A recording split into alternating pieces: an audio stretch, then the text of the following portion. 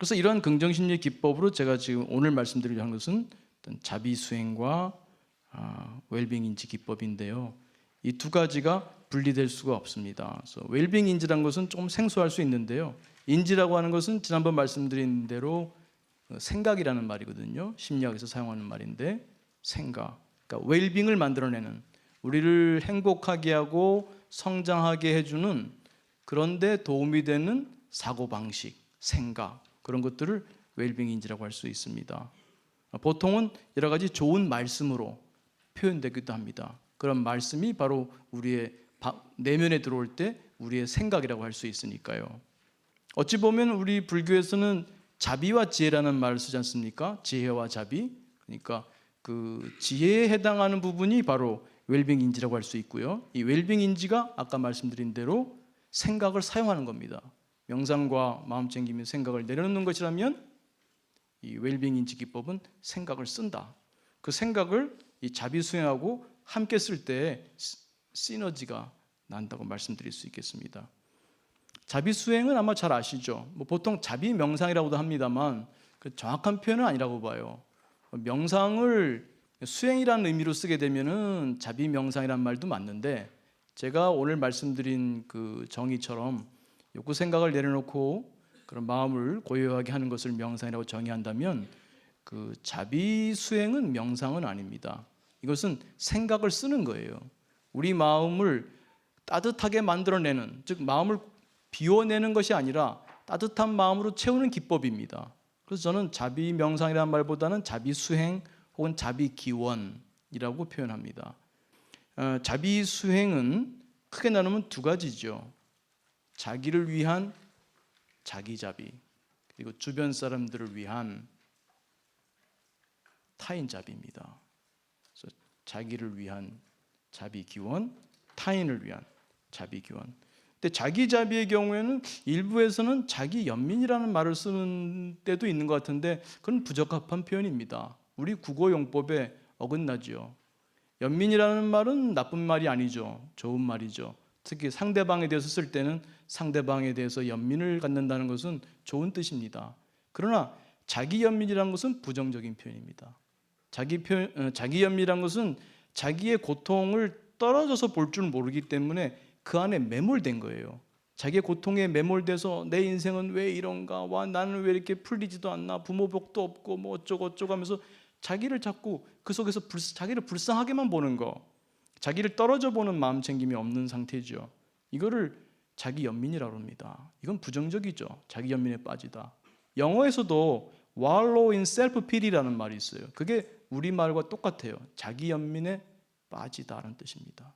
자기 자비는 자기 연민과는 정반대죠. 오히려 자기의 어려움이 있을 때 떨어져서 보는 것이 함께 되는 겁니다. 떨어져서 보되 따뜻한 마음을 보내는 것이죠. 그러니까 자비라고 하는 것은 단순히 정서가 아니라 저는 동기라고 봐요. 동기. 내가 적극적으로 내 자신을 따뜻하게 감싸주고 그렇게 해주려고 하는 적극적인 의지입니다. 그런 것의 표현입니다. 나에 대해서 또 타인에 대해서 그렇게 이해해 주시면 고맙겠습니다. 그래서 자기를 위한 자기자비, 다른 사람들을 위한, 주변 사람들을 위한 타인자비, 이렇게 나눠볼 수 있겠습니다. 여러 가지 기법이 있습니다만 세부적으로 저는 기본적으로 4가지 자비 문구로 자비 명상을 수행하고 있고 주변 사람들한테도 가르칠 기회가 있을 때 그렇게 가르쳐 드립니다. 건강, 평화, 행복, 성장입니다. 줄여서 표현하게 되면 건평행성이라고 해요. 그냥 지나가는 말로 저는 새로운 행성이 발견됐는데 최근에 그것이 건평행성이다 이렇게 얘기합니다. 그래서 여러분 마음에 새로운 행성이 발견되기를 바랍니다. 자기 자신을 위해서, 주변 사람들을 위해서 건강과 평화와 행복과 성장을 빌어줍니다.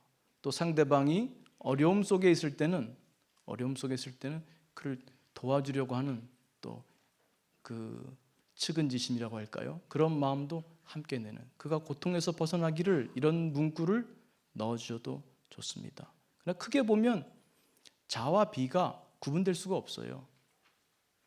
보통은 자비, 희사에서 구분합니다만 이미 우리 동양에서는 자가 있는데 비가 빠질 수 없어요. 진정한 사랑이 있는데 진정하게 공감하고 그 측은지심을 안 느낄 수가 있겠습니까? 상대방에 대해서 측은지심을 느끼는 상황에서 어떻게 그를 사랑하는 마음이 없을 수 있겠어요? 따라서 우리 동양에서는 자연스럽게 자와 비를 따로 쓰지 않고 자비라는 말을 씁니다. 자비에 있어서 중요한 것이 진심, 진정성이라고 하지 않습니까? 근데 이게 안 나오게 되면은 그러면 이게 참 별 효력이 없어요. 우리 한번 해볼까요? 여기서 그럼 자비 한번 해볼까요? 길게는 못하고요. 한 1분씩만 해볼게요. 1분씩만 자기를 위한 자기자비. 또 한 분 정하세요. 여러분 배우자나 자녀나 아니면 여러분이 존경하는 어떤 스승이나 한 분을 정해서 타인자비의 대상을 정하시고요. 제가 3번을 하는데 한 번은 먼저 자기를 위한 자기자비를 할 겁니다. 그 다음에 타인을 위한 타인자비를 할 겁니다. 그 다음에 3번째는 뭐냐면요. 그 타인이 방금 여러분이 자비를 이렇게 축원해준, 기원해준 그 타인이 똑같은 말을 여러분에게 하는 것을 상상합니다. 먼저 자기자비 하겠습니다. 내가 건강하고 평화롭고 행복하고 성장하기를. 내가 이 삶 속에서 부족한 부분도 있고 마음에 들지 않는 부분도 있을지 모르지만 내 나름대로는 열심히 살고 있고 노력하고 있습니다. 그 나를 격려해주고 칭찬하는 그런 마음으로 지금까지 또 잘 살아오고 있고 앞으로도 잘 살 수 있게 나를 위해서 건강하기를, 마음이 늘 평화롭기를, 늘 행복하기를, 그 속에서 성장의 삶을 살기를 축원합니다. 나야 건강하고 평화롭고 행복해서 성장해서 또 주변 사람들을 위해서도 좋은 일을 할 수 있으면 좋겠습니다. 이제는 내가 마음으로 생각하는 그 사람을 위해서 자비를 보내보겠습니다. 늘 건강하기를 바랍니다. 늘 마음에 평화가 함께하기를 바랍니다. 늘 행복하기를 기원합니다. 이 지구에서 성장의 삶을 살기를 축원합니다. 끝으로 이제는 내가 방금 자비의 축원을 보낸 그 사람이 여러분을 위해서 축원을 보내는 것을 마음으로 그려보시기 바랍니다. 그 사람이 여러분의 이름을 혹은 호칭을 부르고 있습니다. 그것을 여러분이 생각해 주세요. 어머니가 혹은 아버지가 혹은 여러분의 이름을 부를지도 모르겠습니다. 그걸 생각하시면서 건강하십시오. 늘 마음이 평화로우십시오. 삶이 행복하시길 바랍니다. 이 지구에서 성장의 삶을 사시기를 기원드립니다. 한번 크게 들숨 날숨 심호흡을 하시고 천천히 눈을 감으셨다면 천천히 눈을 떠도 좋겠습니다. 어떤 분은 자기자비가 좀 잘 되는데 타인자비가 안 되는 그런 분도 있고, 어떤 분은 타인자비는 되는데 자기자비가 좀 안 된다는 분도 있습니다. 둘 다 잘 되는 분도 있고 둘 다 안 되시는 분도 있겠죠. 그러나 모든 것이 연습이고 훈련입니다. 자꾸 할수록 친근해지고 익숙해지고 여러분 마음이 따뜻해지는 것을 경험할 겁니다. 그래서 저 개인적으로는 명상도 좋고 마음 챙김도 좋은데 이 따뜻한 마음이 정말 중요한 것 같아요. 명상, 마음 챙김 뭔가 쿨하고 뭐 이런 고요한 기쁨이 있는데 이 자비 수행, 이 자비 기원을 할 때 정말 마음이 따뜻해지고 그 관계가 정말 좋아지는 것 같아요. 저는 아침에 일어나면 다른 것보다도 명상 잠깐 합니다만 이 자비 기원을 중시해요. 그리고 자비 기원을 할 때 중요한 게 뭐냐면 지금 바로 연결되어 있다고 하는 웰빙 인지인데요. 그건 뭐냐면 자비가 되려면요, 일단 받아들임이 좀 잘 돼야 될 것 같아요. 나에 대해서 좀 뭔가 불편해하고 싫은 부분이 있고 그러면요, 자기 자비가 안 돼요. 타인 자비도 그 사람이 싫고 그러는데 타인 자비가 되겠어요? 그렇게 받아들임, 아까 마음 챙김의 받아들임 말씀드렸습니다만, 그 받아들임을 우리가 하는 게 중요해요. 그게 이제 마음 챙김 수행을 자꾸 해도 그게 받아들임의 힘이 증가합니다만, 또 하나는 이 생각법, 이 웰빙 인지를 자꾸 사용하는 게 필요해요. 제가 쓰는 것을 말씀드릴게요. 예를 들면 오늘 같은 경우에는 여러분을 만나잖아요. 제가 한 사람 한 사람은 잘 모르죠. 그러나 오기 전에 여러분들과 좋은 그 강의가 되기를 기원하고 옵니다. 여러분이 제가 어떤 드릴 수 있는 어떤 강의를 통해서 정말 많은 것을 얻으시고 마음에 정말 행복과 그런 평화와 성장이 있기를 기원하고 나오게 됩니다. 딴 건 모르겠어요. 그걸 통해서 무슨 텔레파시 같이 여러분한테 무슨 영향력이 줄지는 잘 모르겠습니다만 제 마음이 따뜻해져요. 제 마음이 편안해져요. 그러면 강의가 좀 더 잘 되겠죠. 그러면 실제 제가 원하는 것이 좀 더 잘 되겠죠. 어떤 인연으로 이렇게 같이 만났는가, 한 가족이 됐는가. 가족이기 때문에 부딪힌 일도 많죠. 오히려 모르는 사람하고는 없는 일들이 많죠. 또 행복한 일도 함께 있죠. 그래서 이러한 그 관계에서 이 얼마나 그 인연이 지중한가를 가만히 묵상합니다. 묵상. 이럴 땐 명상이 아니라 묵상이라고 저는 표현합니다. 내가 내 성장, 행복에 도움이 되는 그런 그 생각, 글귀 이런 것을 묵상합니다. 그게 웰빙 인지 기법이에요. 웰빙을 만들어내는 그런 생각이죠. 그걸 가만히 묵상합니다. 그럼 마음이 좀 진정성이 우러나게 돼요. 그러면 그 주변 사람들을 위한 자비가 훨씬 절절해집니다. 물론 저에 대해서 먼저 합니다. 그래서 여러분도 이런 하나의 그 습관을 들여보면 어떨까 싶고요. 또 혹은 아침에 바쁘면은 출퇴근 시간을 이용했으면 좋겠어요. 출퇴근하실 때 뭐 지하철 같은 데서 스마트폰에 접속하기 전에 여러분과 접속을 하시기 바랍니다. 여러분 하루 출근할 때 여러분을 위한 축원을 해주는 자기 자비를 해주시고요. 그 다음에 오늘 만나게 되는 직장 동료들, 직장 상사, 직장 부하 있잖아요. 그 사람들 얼굴을 떠올리면서 그들의 위한 건평행성, 건강, 평화, 행복, 성장을 기원해 줍니다. 여러분 마음이 보이지 않게 표정이나 제스처나 말투나 말의 높낮이나 이게 달라져요. 훨씬 따뜻하고 친절해집니다. 그럼 상대방이 느끼겠어요? 안 느끼겠어요? 텔레파시는 뭔지 모르겠지만 적어도 우리의 태도, 우리의 제스처, 우리의 언행은 느낀단 말이에요. 그래서 그들도 당연히 우리에게, 나에게 따뜻하게, 친절하게 대하죠. 이것이 가져오는 파문, 동심원처럼 퍼져나가는 따뜻함, 이 따뜻함의 전파력, 그것을 전 기대합니다. 그리고 하루 일과를 지내신 다음에 퇴근하실 때는 또 지하철에서 또 내 마음에 먼저 로그인 하시고요. 스마트폰은 넥스트 다음에 하시고요. 내 마음에 로그인 하신 다음에 또 나를 위한 오늘 애써준, 오늘 그 직장에서 열심히 일한, 또 때로는 스트레스 받으면서 열심히 일한 나를 위해서 그 공평행성해 주시고, 또 곧 만나게 될 가족들을 생각하면서 가족들을 떠올리면서 공평행성해 주십니다. 그것이 여러분의 삶의 따뜻함, 행복을 증진시켜 주실 겁니다. 그래서 이런 것을 함께 해주시고, 여러분이 좋아하는 그런 규절들이 있으면 좋겠어요. 방금 말씀드린 대로 그 인연의 지중함을 생각해 보는 것도 웰빙 인지 기법이고요. 왜냐하면 그럴 때 이 마음이 진정성이 생기고, 진정성이 우러날 때 자비의 기원이 효력을 발생시키게 됩니다.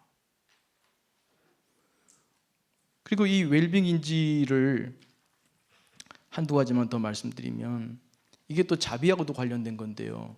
살다 보면은 여러 사람 일로 짜증나고 그럴 일이 많죠. 그래서 그 사람이 미워지기도 하는데, 그러다 보면 그 사람을 아까 말씀드린 대로 악업을 짓는 사람이 되게 만드는 거잖아요. 결과적으로는 물론 자기가 그렇게 했다라고 할 수 있겠지만, 어쨌든 내가 마음을 바꾸면 그 사람이 내 성장을 하게 한다면 그 사람이 좋은 일을 그렇게 만들어 줄 수도 있는 건데, 그래서 이런 거 한번 생각해 보세요. 이 세상 사람들은 누구나 내면에 자기만의 아픈 상처가 있다. 이 세상 누구나, 그 사람이 아무리 지위가 높은 사람이든 돈이 많은 사람이든 어떤 사람이든 불문하고 누구나 마음속에 자기만의 아픈 상처가 있다. 동의하시나요? 네. 여러분도 다 갖고 있죠? 여러분 속에 누구나 있어요. 자, 그러면 이런 것을 인지하는 것 자체가, 이걸 자꾸 묵상하십시오. 이런 좋은 거를 틈틈이 묵상하시면 이게 깊어져요. 머리에서 겉도는 게 아니라 온 몸으로 스며들게 하는 거예요. 그러면 여러분의 슬픔이 반감됩니다. 아, 나만 아픈 슬픔이 있는 게 아니야. 나만 고통이 있는 게 아니구나. 우리 모두가 갖고 있지. 그거를 잘 묵상하시면, 이런 웰빙 인지를 묵상하시면 자기에 대해서도 훨씬 이해가 되고 편안해지고 주변 사람에 대해서도 이해심이 좀 늘어나는 것 같아요. 그 사람이 좀 나한테 좀 불편하게 행동했어도 저 사람이 알고 보면 다 정상이 아니야. 알고 보면 다 아픈 사람들이란 말이에요. 어찌 보면 다 아픈 마음을 갖고 이 지구에 와서 이 치료하는 과정을 통해서 성장하라고 그러는지도 모르겠어요. 그러니까 우리가 같은 그 동류의 같은 비슷한 사람이라는 그런 느낌이 들잖아요. 그런 느낌이 들 때 그 사람의 잘못된 행동도 용서하기가 쉬워지고 그 사람의 좀 불만스러운 행동도 좀 받아들이기가 쉬워지지 않겠습니까? 그래서 이런 좋은 글귀를 마음속에 자꾸 묵상하십시오. 또 부처님의 좋은 말씀도 종종 묵상하십시오. 또 제가 여러분께 드린 마음은 이와 같다. 즉 스트레스는 만들어지는 것이다. 이런 것들도 여러분이 자주 생각해 보세요. 아, 그렇지. 스트레스는 만드는 것이지. 이걸 자꾸 묵상하십시오. 또 마음은 여러 나들로 되어 있다는 것도 묵상하십시오. 그런 것도 웰빙인지입니다. 이거 하나만 말씀드릴게요. 제가 얼마 전에 읽은 책에서 얻은 건데 영어로 되어 있습니다만 Life knows better 이런 말이 있습니다. 삶이 더 잘 안다. Life knows better. 삶이 더 잘한다. 이건 무슨 말씀이냐면 우리는 늘 내가 잘하려고 그래요. 특히 이제 이 자본주의 시대는 개인주의 시대라서 모든 걸 내가 잘하려고 그래. 그러니까 내 뜻대로 하려는 의지가 그 어느 때보다 강해요. 받아들임을 하기가 참 현대인들은 어려워요. 그런데 Life knows better. 삶이 나보다 더 잘할 수 있어. 그러면 어떤 일이 어긋나시더라도요. 그래. 모르지. 이게 어떻게 될지 몰라. 이게 뭘 갖고 올지 몰라. Life knows better. 기독교식으로 말하면요. 하느님의 뜻을 내가 어떻게 알아요? 내 작은 인간이 하느님의 뜻을 어떻게 알아요? 혹은 부처님의 뜻을 내가 어떻게 알아요? 혹은 내 전생일을 내가 어떻게 알아요? 내가 지은 걸 지금 갖고 있는지도 모르잖아요. 이 가품을 통해서 내가 더 발전할 수 있는지도 누가 알겠어요? 저는 이 티베트 불교가 성공한 거에 큰 은인이 누구냐면 모택동입니다. 마오쩌둥이에요. 그분이 티베트 불교의 가장 큰 은인이에요. 왜? 그 사람이 1950 몇 년도인가 그 티베트에 쳐들어가 가지고 말이죠. 그 얼마나 많은 티베트 사람들이 거기서 죽고 고통받았습니까? 근데 참 감춰진 은총이란 말이 있어요. 재앙인데 그 어떤 재앙은 감춰진 은총이라는 게 있는 것 같아요. 그 티베트 스님들이 전 세계로 갔어요. 서양의 많은 지성인들이 티베트 불교에 감화받았습니다. 서양의 지성인들이 달라이 라마 그러면 껍벅 죽어요. 누가 기여한 겁니까? 마오쩌둥. 인생은 모르는 거예요. 근데 지금 중국 정부가 티베트에다가 아주 뭐 대단한 고속도로, 고속철도를 막 놓고 있어요. 발전시킨다고. 티베트는 이제 끝난 것 같아. 이제 자본주의 물질 들어가면 그 사람들은 이제 그 삶에서 좋은 선업을 쌓는 세계 부자라고 믿는 사람들이었는데 이제는 어려울 것 같아요. 어떤 게 좋은 거고 어떤 게 나쁜 건지 모릅니다. 여러분이 이걸 아신다면 삶 속에서 고통을 받아들이는 힘이 더 커지고 그 받아들임을 통해서 여러분의 서원을 세우고 앞으로 나아가는 삶, 그런 멋있는 인생이 되시길 기원드립니다. 감사합니다.